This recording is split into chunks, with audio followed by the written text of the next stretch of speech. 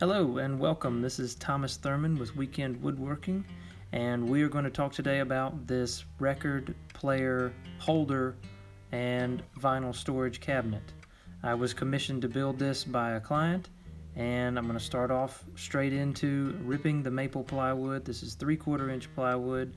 I'm using the Craig AccuCut compound saw jig and pocket hole screw construction. Drill the pocket holes, drive the screws. It holds really well for a long period of time. You don't have to worry about warping or cupping.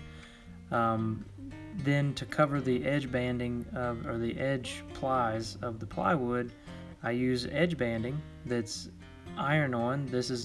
Honestly, this is my first time using this product. There's no frills to it. It's maple. It's a veneer. It's got a glue on the back that when you heat it with the iron, it adheres to the edge banding of the plywood, and it's really easy to put on, guys. I mean, I thought this was going to be a major pain, but I got 7/8 inch thickness maple plywood. I got 125 feet of it, which I used every inch that I had. Used a box cutter and some nice scissors to cut square straight edges. Hold the iron on, wipe it on, maybe do a few, like a foot at a time, then roll over it with something heavy. I used a rolling pin, actually, because I'm in a kitchen. Why not? It turned out really nicely. I cut the edge of the extra overhang off with a box cutter and then sanded it smooth. Now for the top, I'm using paint grade maple. I call it rustic maple. It has a dark and a light feature characteristic running through with the grain. I'm cutting it into thin strips so that I can then randomize that pattern and glue them together, sort of like a cutting board. Because my planer is only 12.5 inches wide, I'm not going to glue every strip together in this glue up. I'm going to glue about halfway through and then leave a board unglued, but I'm going to clamp them all together just to save time and clamping space.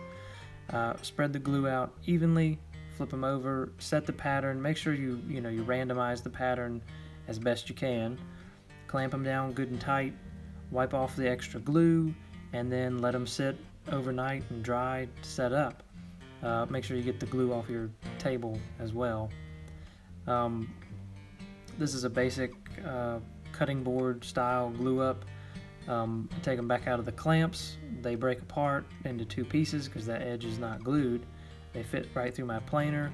With the help of a friend to hand them back to you, you can run them through the planer. The DeWalt 734 is what I'm using right now, connected to the Rockler Dust-Rite dust collection system. And there's hardly any dust that comes out of this. There's no need for a breathing mask. The boards come out ridiculously smooth. I mean, they're as smooth as glass. And then all you need to do is glue the one edge together. I'm using biscuits to help align the top and the bottom. Just if there's a slight bow or twist in this wood, it'll help them line up, and you'll have less sanding in the following steps. Put the glue in there, insert the biscuits. I used a lot of biscuits on this. They don't offer any structural help, but they do add, that help a lot, the alignment with the top. Sand that down smooth, and you're ready to apply the top coat once the glue dries. The client wanted this maple to be stained. I believe I used Minwax Provincial wood finish, and put it on with a sponge brush. Brush it on, wipe it off with an old t-shirt, rag. Make sure you dispose of those properly. They will spontaneously combust. I've never had it happen, but I've heard stories. Wipe it back off. Cover every surface, which there are a lot of surfaces on this cabinet. It took a really long time to stain. After sanding the top, like I said, I'm using a General Finishes Armor Seal. It's an oil and urethane. It's a polyurethane, basically, oil-based. Putting it on with a sponge brush, and then after this coat, I'll sand it with a 320 grit sponge sandpaper and do 3 or 4 more coats. Now, because the back panel of this board is not stainable, I decided to paint it, and the client suggested using brown paint on the outside and UNC blue, because that's her boyfriend's favorite color, on the front. Now, this is a birthday slash Christmas present, and so I followed this design, and it turned out really nicely. I think that, you know, it holds more vinyl than I have in my collection. These are just a couple stage things for my shots here. It turned out really nicely, I think, with their first time doing edge banding, and it holds the records just fine, and I think the client's really going to love it. Thanks guys for tuning in, and keep up on tetwoodworking.com. Thanks.